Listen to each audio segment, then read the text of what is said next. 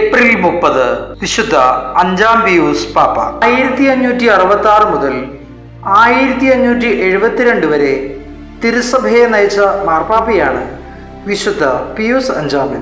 1504 അദ്ദേഹം ജനിച്ചത്.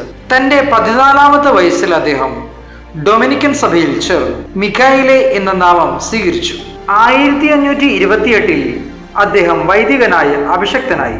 സഭയുടെ നവീകരണത്തിൽ സുപ്രധാന പദവികൾ അദ്ദേഹം വഹിച്ചു. 1556 അദ്ദേഹം മെത്രാനായി തീരുകയും 1557 കർദിനാളായി വാഴിക്കപ്പെടുകയും ചെയ്തു.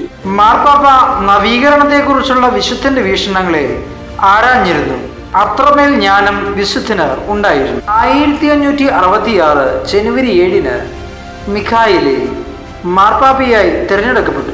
അക്കാലത്ത് പേപ്പൽ പദവിയിലെ ആഡംബരങ്ങൾ ഒഴിവാക്കിക്കൊണ്ട് സഭയിൽ നവീകരണത്തിന് തുടക്കം കുറിച്ചു. തൻ്റെ സന്യാസ വസ്ത്രമായ വെള്ള വസ്ത്രം കൊണ്ട് തന്നെ അദ്ദേഹം പേപ്പൽ പദവിയിൽ തുടർന്നു. അങ്ങനെയാണ് മാർപ്പാപ്പമാർ വെള്ള വസ്ത്രം ധരിക്കുന്ന രീതി സഭയിൽ വന്നത്. 1571 ഒക്ടോബർ 7 തുർക്കി കപ്പൽ മാൾട്ട ദ്വീപിനെ ആക്രമിച്ചു. അവരെ നേരിടുവാൻ മാർപ്പാപ്പ ഒരു കപ്പൽ അയച്ചു.